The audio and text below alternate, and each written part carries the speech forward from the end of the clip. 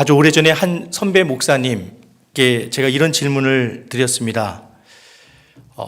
설교를 할 때마다 저는 너무 떨립니다. 선배 목사님은 어떠신가요? 떨리지 않습니까? 나는 하나도 안 떨리는데? 그리고 잠시 후에 그 선배 목사님이 이렇게 얘기하십니다. 그런데 하나님 앞에서는 두렵고 떨린다. 사실 그 경지까지 제가 이르지 못한 것 같습니다. 그냥 떨립니다.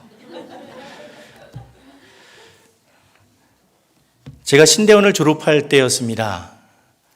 졸업을 앞두고 3년 동안 저희들을 가르쳐 주시고 지도해 주신 교수님들을 모시고 졸업 사은회를 했습니다. 식사를 같이 하고 또 식사 후에 잠깐 교제 나눈 시간을 가졌습니다. 그리고 마지막으로 졸업하는 신학생들, 까마득한 후배들에게 선배 목사님이시자 교수님들께서 조언을, 권면을 해주는 그런 시간을 가졌습니다. 다른 선생님들, 다른 교수님들의 말씀은 떠오르지 않습니다. 근데 한 정년을 앞두고 은퇴를 앞둔 한 교수님께서 이런 말씀을 해주셨습니다. 유럽의 많은 교회들이 점점 그 교회 안에 자리가 비고 텅텅 비는 것을 보게 된다. 그것은 어떤 이단들의 침투나 이단들의 활동 때문에 유럽의 교회가 죽거나 비거나 이렇게 문을 닫은 것이 아니라 현대 신학이 교회를 망쳐놨기 때문에 그렇다. 우리가 3년 동안 배웠던 개혁주의 신학, 그 신학을 토대로 정말 바른 목회, 하나님이 기뻐하는 목회를 해나갔으면 좋겠다라는 그런 권면의 말이 지금까지도 떠오릅니다. 제가 이 권면의 말에 대해서 이렇게 시작을 했는데, 왜냐하면 요한복음 1장 1절에서 18절 말씀에 예수 그리스도를 말씀이다라고 사도 요한은 표현하고 있기 때문에 그렇습니다. 물론 인간 저자인 사도 요한을 성령 하나님께서 사용하셔서 요한복음을 기록하셨습니다. 왜 요한은 하나님을 표현할 때, 예수님을 표현할 때 말씀이라고 표현했을까? 그것은 구약 성경 여러 곳에 하나님에 대해서 하나님은 말씀으로 역사하고 말씀으로 다가오고 말씀으로 하나님의 그 놀라운 일들을 이루셨기 때문에 그렇습니다. 시편 33편 6절 말씀을 보면은요, 한번 같이 한번 읽어보도록 하겠습니다. 여호와의 말씀으로 하늘이 지음이 되었으며 그 만상을 그의 입 기운으로 이루었도다. 시편 33편 6절 말씀에서는 하나님께서 온 우주 만물을 창조하실 때 말씀으로 창조하셨음을 다시 한번 우리에게 떠오르게 해줍니다. 또 이사야서 40장 6절에서 8절 말씀에서는 말하는 자의 소리여 이르되 외치라 대답하되 내가 무엇이라 외치리이까 하니 이르되 모든 육체는 풀이요 그의 모든 아름다움은 들의 꽃과 같으니 풀은 마르고 꽃이 시들면 여호와의 기운이 그 위에 불미라. 이 백성은 실로 풀이로다. 풀은 마르고 꽃은 시드나 우리 하나님의 말씀은 영원히 서리라 하라.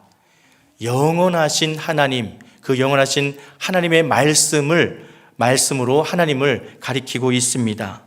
또 이사야서 55장 10절에서 11절 말씀에서는 이는 비와 눈이 하늘로부터 내려서 그리로 되돌아가지 아니하고 땅을 적셔서 소출이 나게 하며 싹이 나게 하여 파종하는 자에게는 종자를 주며 먹는 자에게는 양식을 줌과 같이 내 입에서 나가는 말도 이와 같이 헛되이 내게로 되돌아오지 아니하고 나의 기뻐하는 뜻을 이루며 내가 보낸 일에 형통함이니라 라고 말씀합니다. 구약 성경, 구약 말씀 여러 곳에서 하나님은 말씀임을 또 말씀을 통해서 일하고 계심을 우리에게 들려주고 또 보여주고 계십니다. 그래서 하나님께서는 사도 요한을 통해서 요한복음의 첫 시작을 이렇게 시작합니다. 태초에 말씀이 계시니라 라고 말씀합니다. 그 말씀은 바로 예수 그리스도를 가리킵니다. 그런데요, 이 태초에 말씀이 계시니라는 요한복음 1장 1절의 말씀을 들을 때 우리는 떠오르는 또 하나의 구절이 있습니다. 바로 창세기 1장 1절 말씀입니다. 창세기 1장 1절 말씀 다 외우고 계시죠? 함께 암송해 보도록 하겠습니다. 태초에 하나님이 천지를 창조하시니라. 태초에라는 말이 그 시점을 동일하게 취하고 있습니다. 하지만 창세기 1장 1절 말씀에서는 태초에 하나님이 천지를 창조하셨다라고 말씀하고 계십니다. 사도 요한을 통해서 기록한 사도 요한복음에서는 태초에 말씀이 계시니라라고 말씀합니다. 창세기 1장 1절 말씀이 기록된 시점이 언제일까요? 창세기, 출애굽기, 레위기, 민수기, 신명기 이 5권의 책을 모세오경이라고 합니다. 왜냐하면 하나님께서 모세를 통해서 기록하셨기 때문에 그렇습니다. 그렇다면 창세기 말씀을 기록한 시기는 출애굽 이후의 시기로 우리는 추정할 수 있습니다. 400년 동안, 440년 동안 이스라엘 백성들은 이집트에서 노예로 살아갔습니다. 그들이 시키는 노역을 다 감당해야 했습니다. 그들이 주는 음식으로, 그들이 주는 옷으로 그들은 살아갔어야 했습니다. 그들이 제공하는 집에서 살아야 했습니다. 그들이 제한하는 구역을 벗어나지 않고 그것을 거주지로 삼아서 유대인들끼리, 히브리인들끼리 모여서 함께 살아갔습니다. 그리고 그 노예로 살아가는 세월은 정말 고통스럽고 너무너무 절망적인 시간들이었습니다. 그들은 하나님께 구원해 줄 것을 간구합니다.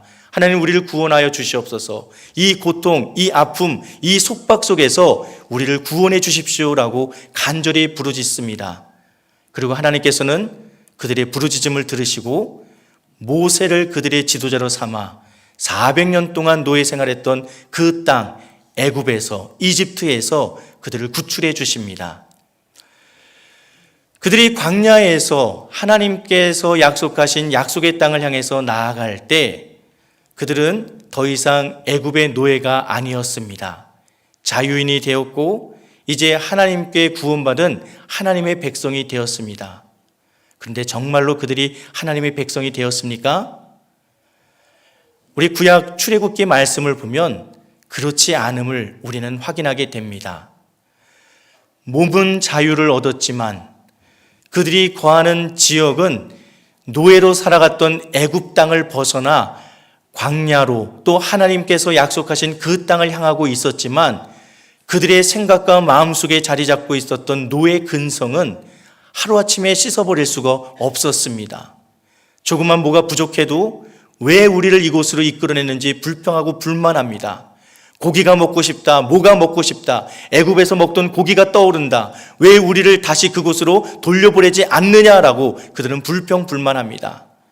그들은 몸이 자유가 됐지만 그들은 여전히 애굽의 노예와 다를 바가 없었습니다. 아마 그 시기에 하나님께서는 모세를 통해서 이 말씀을 주신 것 같습니다. 태초에 하나님이 천지를 창조하시니라.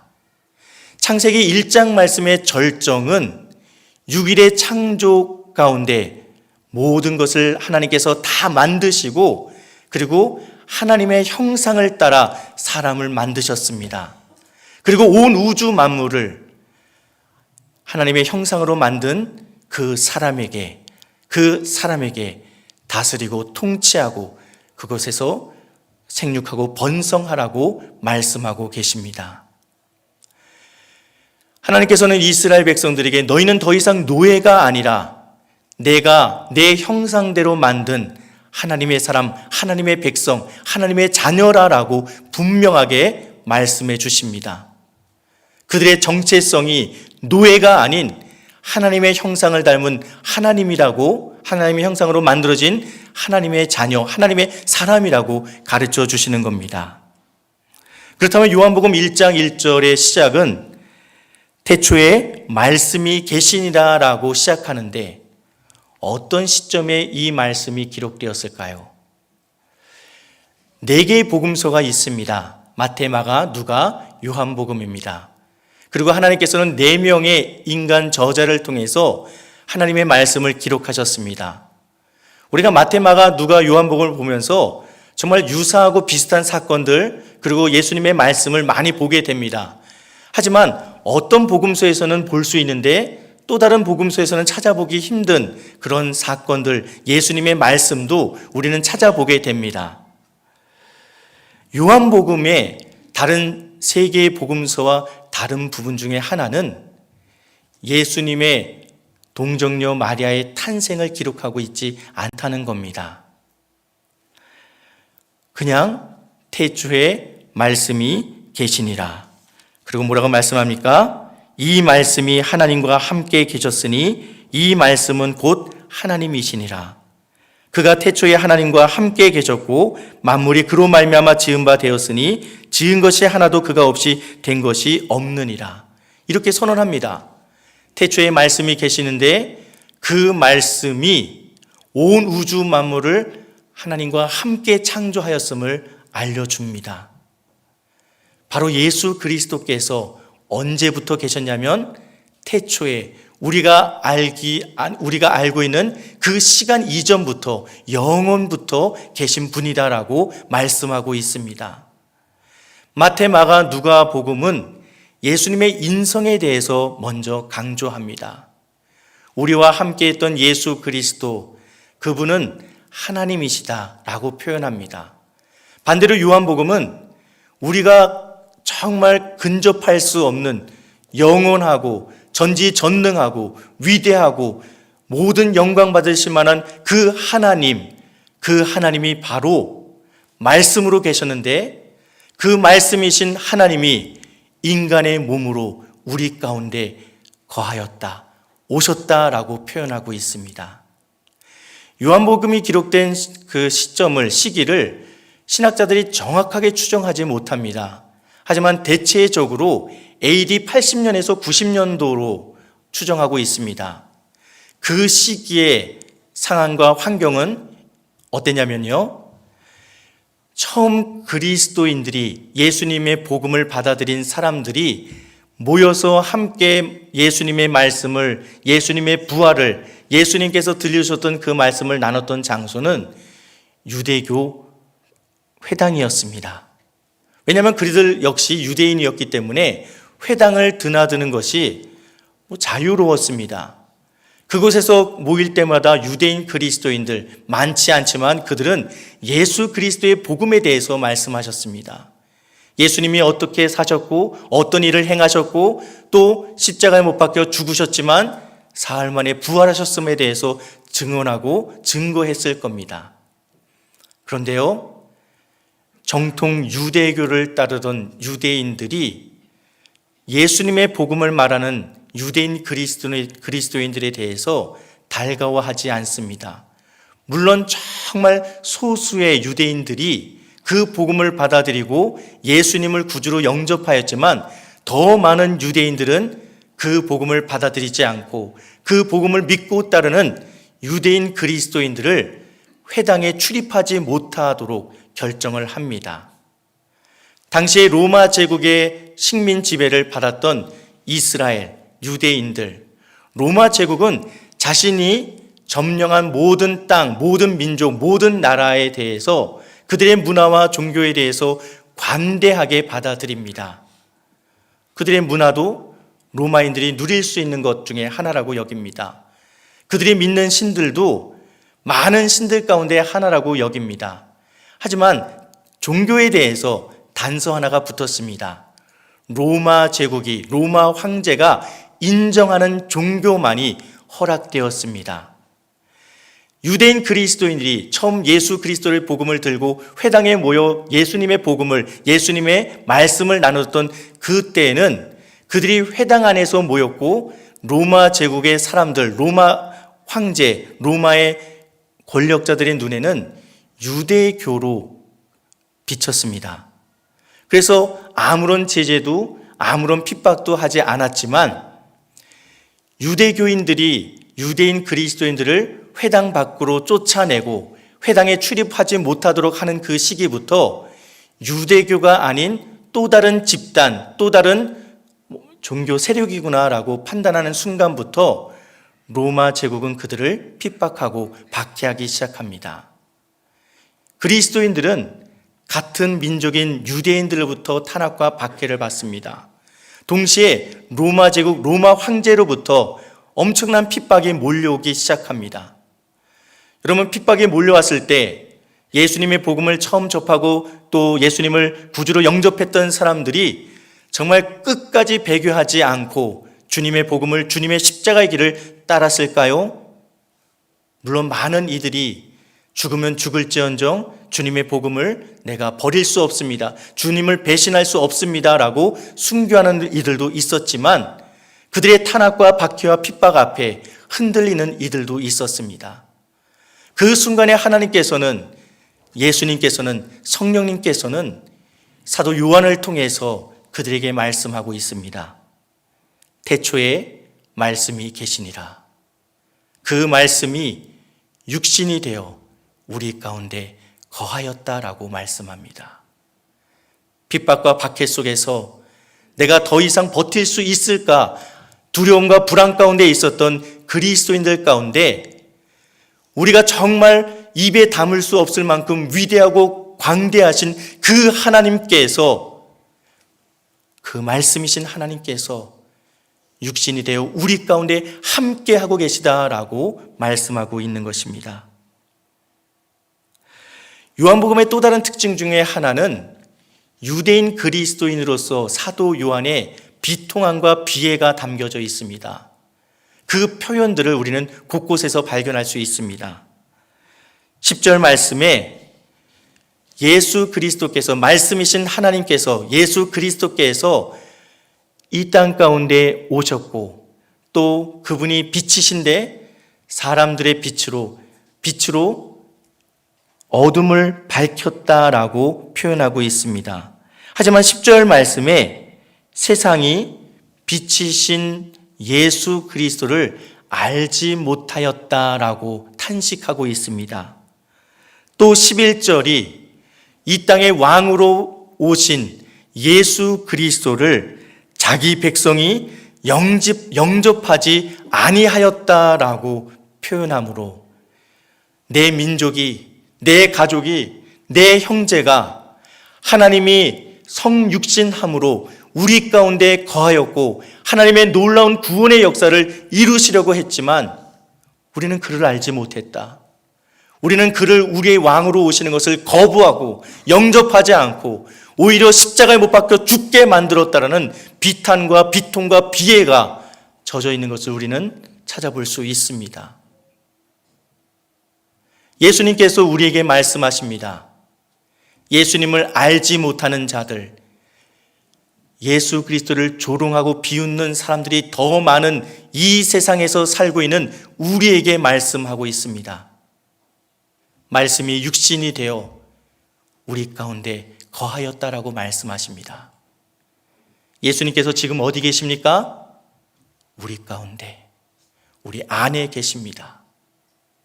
우리는 여러 가지 많은 불이익을 또 어려움을 감수해야 될 때가 참 많습니다. 그리스도인으로 살아가려고 할 때 받는 많은 어려움들이 있습니다. 그것을 달갑게 또 즐겁게 맞이하고 내가 예수 그리스도를 믿는 자로서 당연히 받는 것이다라고 여기며 살고 있습니까? 아니면 우리가 직면한 그런 여러 가지 어려움과 핍박과 박해 속에서 한번 눈 지그시 감고 한번 타협하지, 주님 딱 한 번만이요 하면서 그 시기를, 그 어려움을 넘기려 하고 있지는 않습니까?